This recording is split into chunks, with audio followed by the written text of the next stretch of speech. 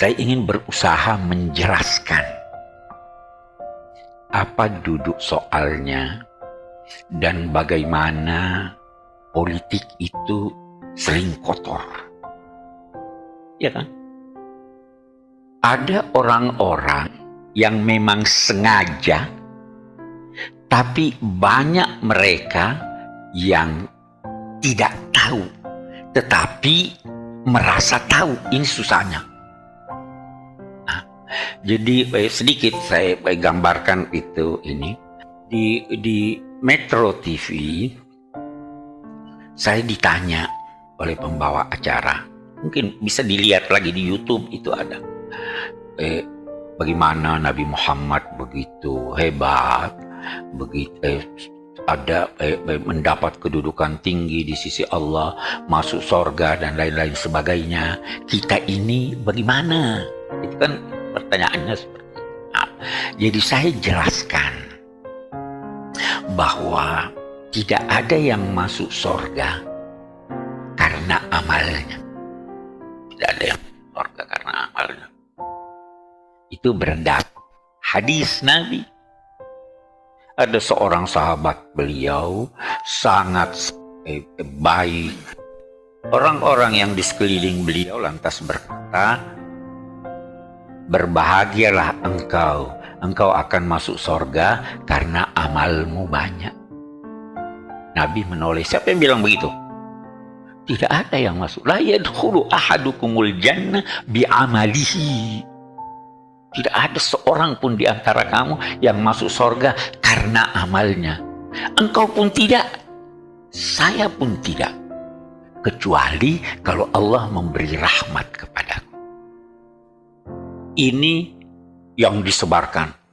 Waktu itu ada di Makassar, kembali saya disampaikan sama satu teman sebelum sampai ke rumah, Pak Kures, ini sudah 60.000 memaki-maki Bapak.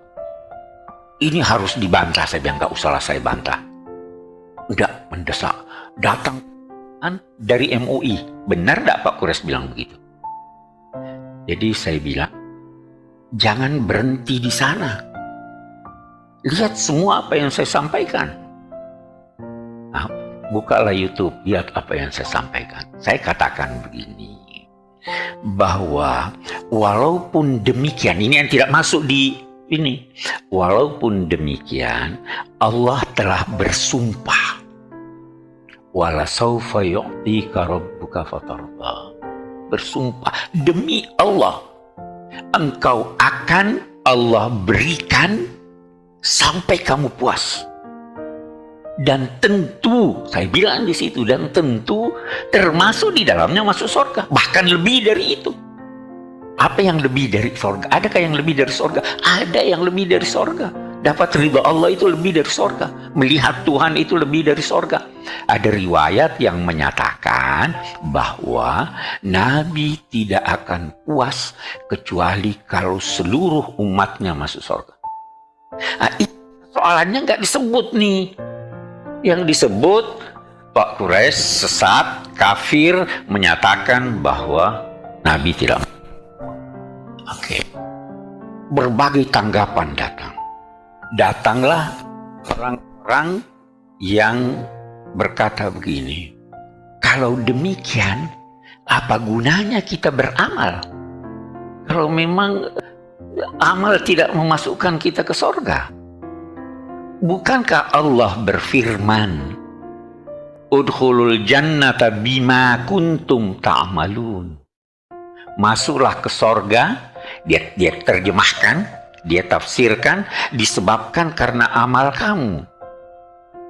Kan ini sebabnya amal. Itu tanggapan banyak seperti itu. Nah, saya mau jawab, teman-teman bilang jangan jawab. Karena persoalannya bukan persoalan tidak mengerti.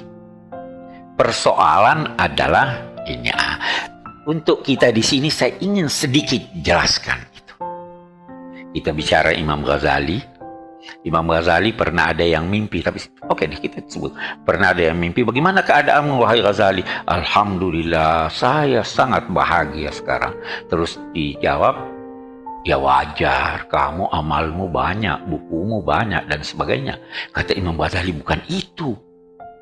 Jadi, apa yang menjadikan kamu belum masuk surga? Apa yang menjadikan kamu bahagia di kuburmu? Dia katakan apa? Saya pernah menulis, ada lalat di ujung pena saya. Saya biarkan lalat itu sampai dia puas. Allah merahmati saya karena itu.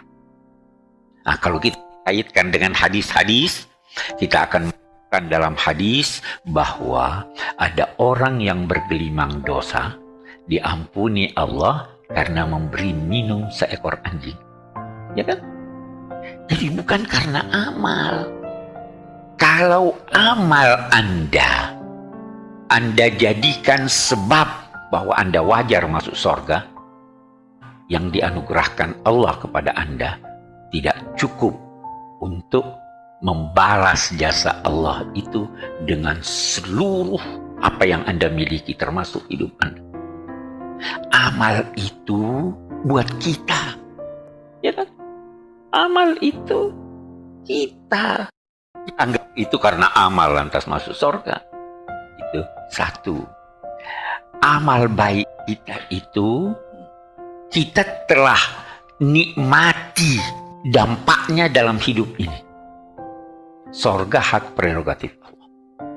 Nah, dari Saudi, baca di internet. Iya Pak Kures, itu apa gunanya kita beramal? Saya mau jawab, saya diam aja.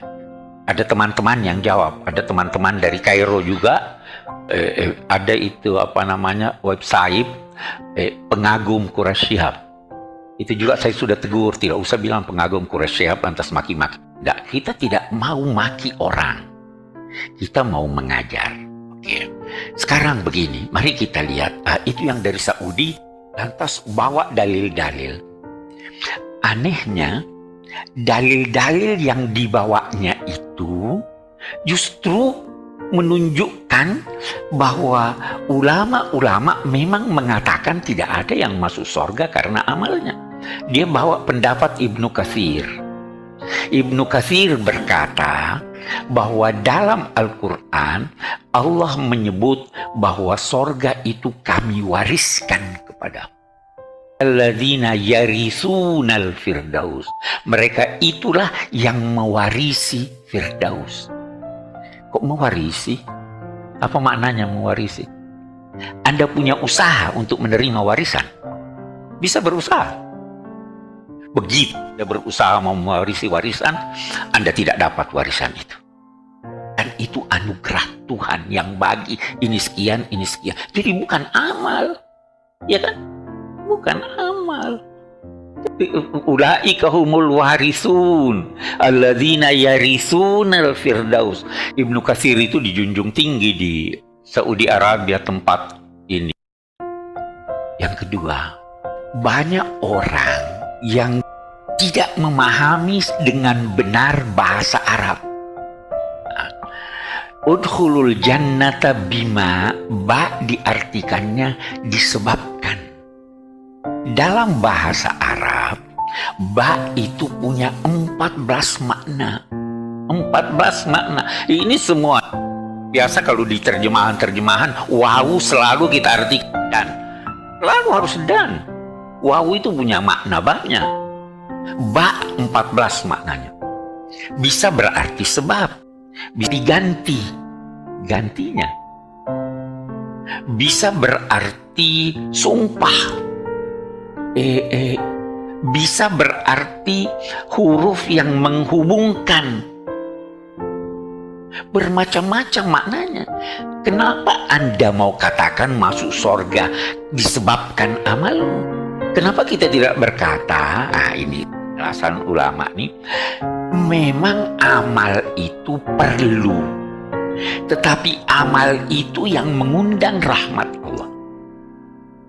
Jadi orang masuk surga dulu karena rahmatnya, lalu tempat Anda di surga, Anda di bisnis kelas atau ekonomi atau first class. Tapi bukan itu tiket dari Allah. Itu kata ulama, supaya Ada yang berbangga bahwa saya sudah beramal pasti masuk surga. Bisa jadi amal kecil yang Anda lakukan, kalau itu disertai dengan ketulusan dan keikhlasan, itu yang menjadikan Allah memberikan rahmat Anda, dan dengan rahmatnya surga. Ya kan? Ada teman di majelis ulama terus bilang begini pada saya, iya benar Pak Kures, tapi mestinya itu tidak dijelaskan, orang nggak ngerti. Saya bilang saya beda pendapat dengan Anda. Saya mengajar. Kalau seorang yang menyampaikan ajaran agama harus turun ke tingkat dia punya sasaran dakwah, tidak ini ya pandai. Kita harus sampai inilah. Ternyata itu saya dengar, saya sudah tidak ini. Saya dengar katanya minta maaf itu ini. Banyak memang yang maki-maki saya setelah mendapat penjelasan dari teman-teman itu minta maaf ya. Dan itu makiannya macam-macam. Ini kakek-kakek sudah jompo, sudah ini ngomong macam-macam, pikun, ada yang begitu. Nah, itu kan. Jadi ini kenapa ada orang berkata karena sikap politik saya. Nah, ya kan? Itu. Saya juga itu hanya hari-hari terakhir baru saya menampakkan. Karena apa? Ini lagi satu hal yang saya ingin katakan. Sejak awal saya netral. Saya menulis, saya netral. Kira-kira seminggu yang dan banyak pertanyaan SMS pada saya, Pak Kures kita pilih siapa? Banyak itu. Itu sebelum pemilihan itu berimbang suara, ya kan?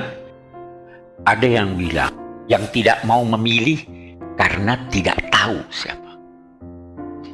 Sudah banyak saya katakan ulama yang menyampaikan pendapatnya.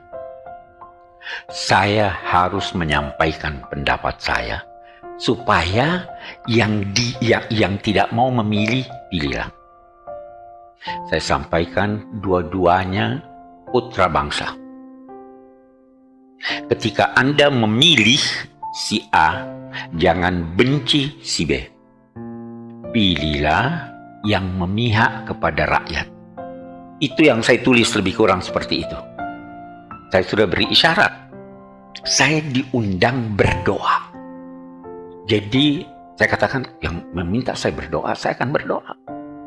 Tetapi sebelum saya berdoa, saya kirim pesan kepada calon yang lain. Kalau Anda minta saya berdoa untuk Anda, saya akan berdoa juga. Nah, itulah doa saya di Senayan. Ya Allah, menangkan yang Engkau pilih, yang tidak menang beri dia kedudukan yang lebih baik di sisimu daripada jadi presiden. Itu kan saya doakan. Tetapi karena saya di Senayan, lahirlah fitnah itu yang ditulis di koran.